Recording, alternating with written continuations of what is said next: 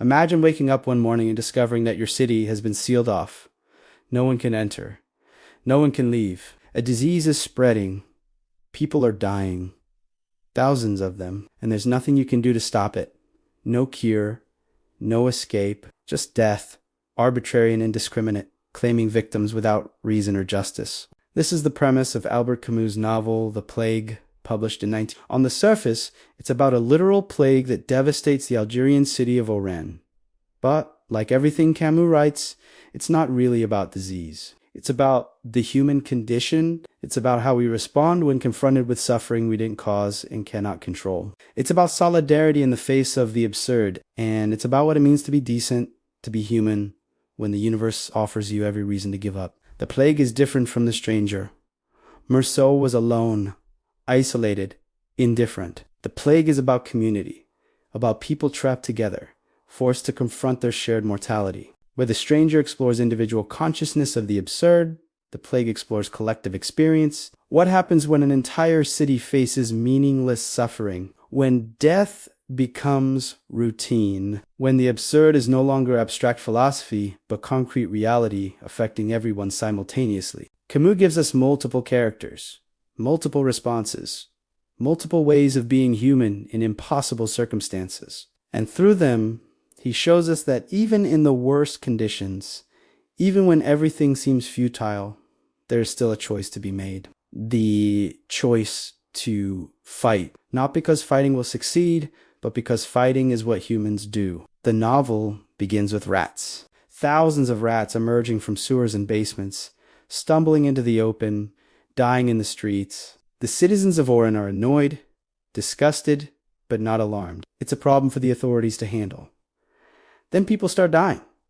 First, a few, then dozens, then hundreds. The symptoms are unmistakable bubonic plague. The city government denies it, minimizes it, delays action, but eventually the truth becomes undeniable. The gates are closed. No one in, no one out.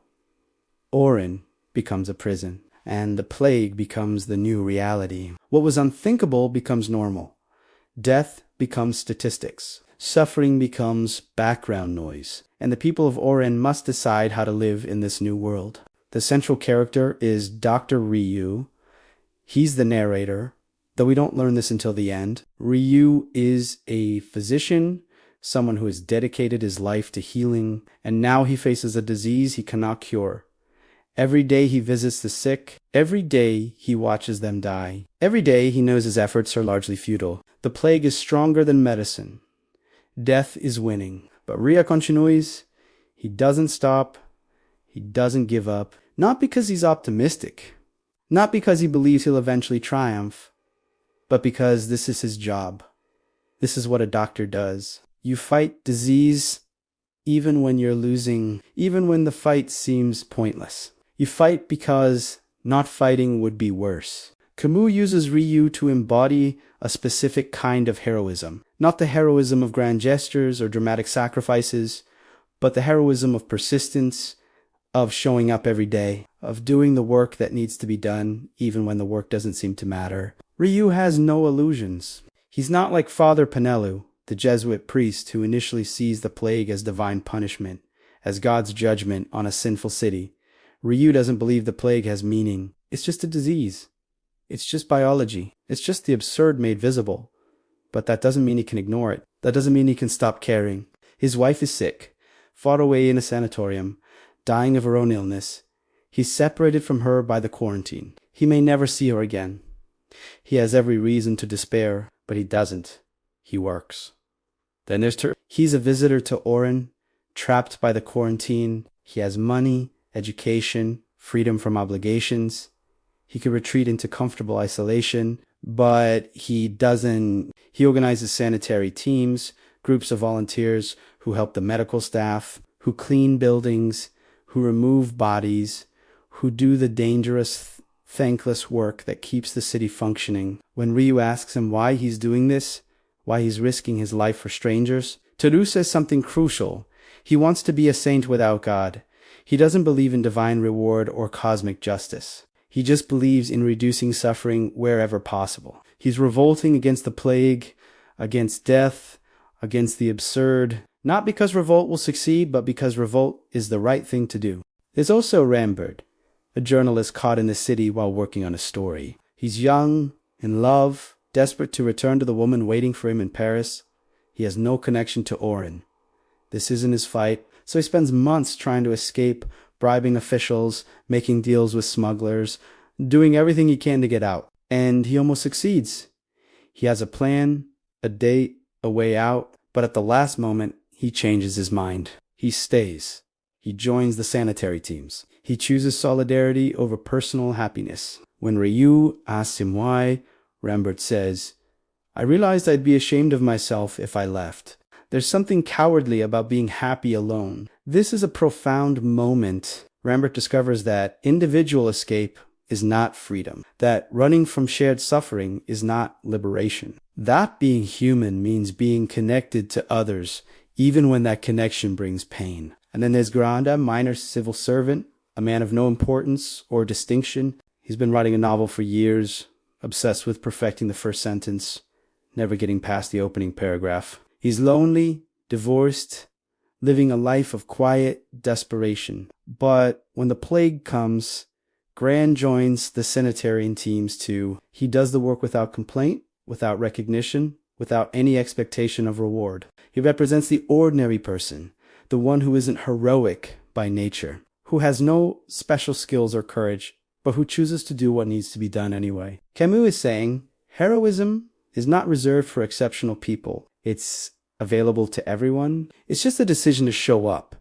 to help, to refuse to be paralyzed by fear or futility. The novel follows the plague through its cycle. At first, people deny it.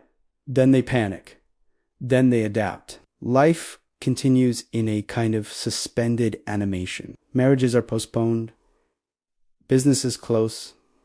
Cemeteries fill. The city develops a routine of death. And in this routine, something interesting happens. People become numb. They stop feeling the horror. They stop registering each new death as a tragedy. It becomes normalized. This is one of Camus' most unsettling insights. Humans can adapt to anything, even mass death. We develop mechanisms to cope, to distance ourselves, to survive psychologically. But this adaptation comes at a cost. We lose our humanity in small increments. We stop seeing individuals and see only statistics. We stop feeling grief and feel only exhaustion. Father Panalou preaches a sermon early in the plague. He tells the congregation that they're being punished for their sins, that they should accept God's will, that the plague is just. But then he witnesses the death of a child, a small boy, innocent, suffering terribly, dying in agony, and Panalou's theology cracks. How can this be? How can an innocent child's torment serve divine purpose? C.I. struggles. He preaches another sermon, softer, more uncertain. He says, we must love what we cannot understand. We must accept the mystery. But Rieux rejects this. He tells Panalou, I will refuse to love a creation where children are tortured. This is Camus' position. He will not make peace with a universe that permits such suffering. He will not call it just or meaningful. He will call it what it is, absurd. And he will fight it without illusion that the fight sanctifies the suffering. The plague eventually ends, not because anyone defeated it, not because medicine found a cure, not because God intervened. It just ends. Plagues have life cycles. They burn through populations and then subside. The gates open, people leave. Life returns to normal. And this is perhaps the most disturbing part of the novel. Everything goes back to the way it was. The survivors celebrate, reunite with loved ones, resume their old lives. Within weeks, it's as if the plague never happened. The dead are mourned briefly and then forgotten. The lessons learned are abandoned. The solidarity dissolves. People return to their private concerns, their individual pursuits, their isolated existence. Camus is showing us something we don't want to see. We don't change. Even catastrophe doesn't fundamentally alter us. We adapt, we survive, we forget, and we repeat. But Rieux, narrating from the future, warns us. The plague bacillus never dies. It hides, it waits. In bedrooms and basements and file cabinets. And one day, for the misfortune and instruction of men, it will send its rats to die in a happy city again. This is not just about literal disease. It's about the absurd, about suffering, about death, about all the forces that threaten human dignity and meaning. They never go away. They're always present, always waiting. And we must always be ready to fight them. Not once, not during a crisis, but continuously, permanently, as a way of life. So what is the plague really about? On one level, it's an allegory for the Nazi occupation of France, for the experience of living under totalitarian oppression, for the choice between collaboration and resistance. Camus wrote it during and after World War II, and the parallels are clear. The plague is fascism. The closed city is occupied France. The sanitary teams are the resistance. And the question is, what do you do when evil is everywhere and resistance seems futile? Do you collaborate? Do you escape? Or do you fight knowing you might lose? But on a deeper level, the plague is about the universal human condition. We're all living in a plague. We're all trapped in a reality that includes suffering, disease, death, injustice, all the things we didn't choose and cannot fully control. And the question is the same. What do? Do you pretend it's not happening? Do you create theological explanations that justify it? Do you try to escape into personal happiness while ignoring collective suffering? Or do you do what Rieux does, what Tarrou does, what Rambert eventually does? Do you show up? Do you do the work? Do you join the fight even though the fight is endless and thankless and probably futile? Camus' answer is clear. You fight. Not because fighting will eliminate the plague, it won't. Not because fighting will be rewarded, it won't. But because fighting is what it means to be human. Because solidarity matters even in meaninglessness. Because reducing suffering is valuable even when suffering is inevitable. Because decency has worth even when the universe doesn't care about worth. This is revolt in its social dimension. This is what it looks like when the absurd hero stops being alone and joins a community. The individual rebel becomes part of a collective resistance, and that collective resistance, that shared refusal to accept the unacceptable. That's what makes life bearable. There's a line in the novel that captures everything. Rieux is asked if he believes in God. He says no. He's asked what he believes in instead. He says, I believe in doing my job. That's it. No grand philosophy, no cosmic meaning, just work. Just the practical daily effort to reduce harm, to heal when possible, to comfort when healing isn't possible, to witness, to record, to remember. This is the ethic of the plague. Do your job. Whatever that job is, teacher, doctor, clerk, journalist, do it well. Do it honestly. Do it in service of reducing suffering. Not because it will save the world, but because it might help your neighbor. And in a meaningless universe, helping your neighbor is enough. If you're still with me at this point, if Camus' vision of solidarity and the absurd is resonating with you, subscribe to continue this journey through his philosophy. Hit the like button if you're ready to face these uncomfortable truths about suffering and collective resistance. Because we re-dive in deeper into what it means to be human in a meaningless universe with every video. The plague asks you to think about your own life right now. What plague are you living through? What suffering surrounds you that you didn't cause and cannot eliminate? What deaths occur that you cannot prevent? And how are you responding? Are you in denial like the early city officials? Are you looking for escape like Rambert initially was? Are you trying to find theological justification like Camus? Or are you doing the work like Rieux? Are you showing up every day, doing what you can, accepting that it's not enough, but doing it anyway? Because that's what Camus is asking of you. Not heroism in some grand sense. Just persistence, just decency, just the refusal to look away from suffering even though looking at it is painful. The plague is always here, in different forms, in different intensities, but always here.